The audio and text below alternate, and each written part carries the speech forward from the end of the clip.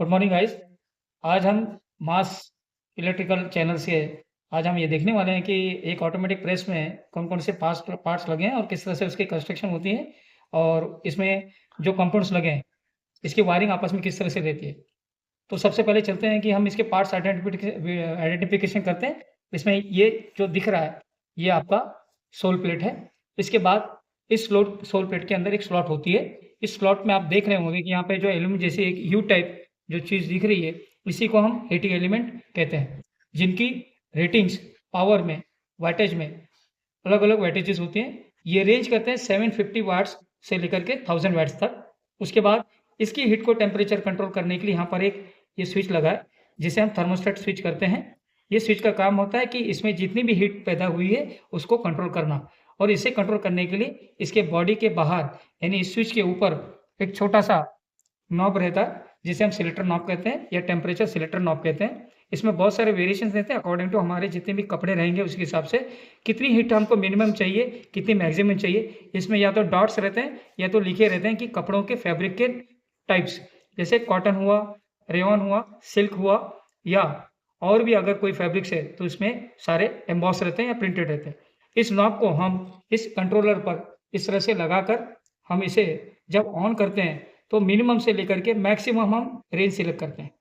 इसके बाद ये जो हमारी थर्मोस्टेट है, ये थर्मोस्टेट स्विच यहाँ पर लगे दिख रहा है, जिसे मैं यहाँ पे अभी दिखा रहा हूँ, ये है बायोमेटल की पट्टी।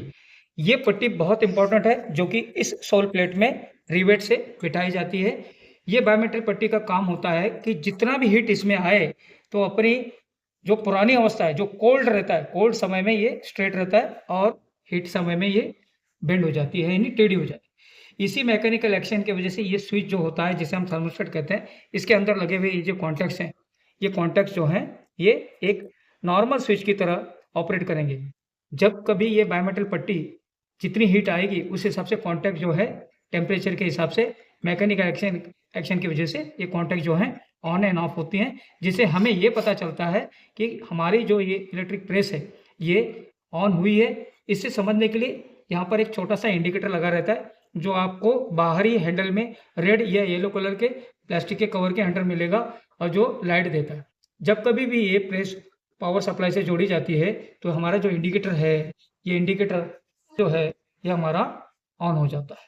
और इसके कनेक्शंस की बात करें, तो ये जो थर्मोस्टेट स्विच है, ये बिल्कुल आम स्विच की तरह या फ्यूज़ की तरह इस कॉइल के ये जो 2 सिरे हैं, जिसे हम टर्मिनल्स कहते हैं, ये सिरे से जुड़ी रहती है।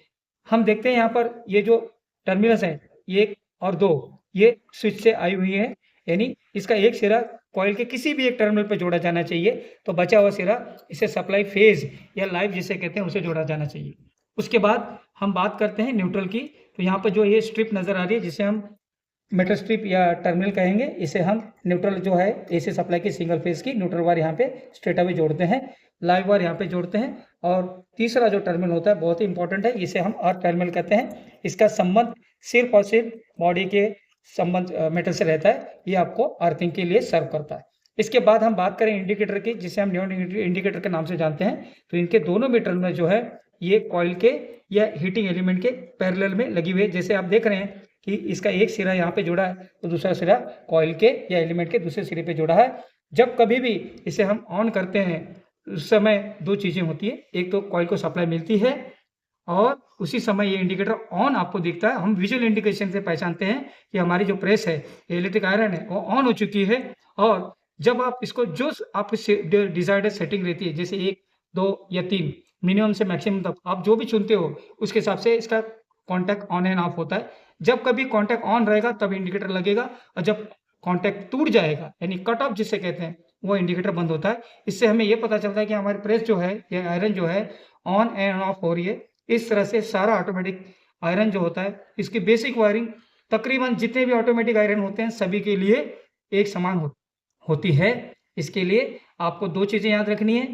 थर्मोस्टेट जो होता है, इसके कॉन्टैक्ट्स हमेशा कॉइल के सीरीज़ में होगी, यानी एक टर्मिनल पर फेज़ इन जाएगी, तो दूसरे टर्मिनल से फेज़ आउट होगी और ये फेज़ जो आउट होगी, वो कॉइल के अंदर से पास होकर के आपको न्यूट्रल से उसका सर्किट कंप्लीट करके वो हीटिंग का काम करेगी। उसी समय ये इंडिकेटर जो है, जो कि पैरेलल में लगा है, इसके एक टर्मिनल पर आपको फेज तो दूसरे टर्मिनल पर आपको न्यूट्रल मिलेगी। तो इस तरह से हमारा जो ऑन एंड ऑफ का यानी कट ऑफ जो है हमारा थर्मोस्टेट के थ्रू होता है। तो इस तरह से हमारा ये ऑटोमेटिक आयरन का पूरा स्टडी है।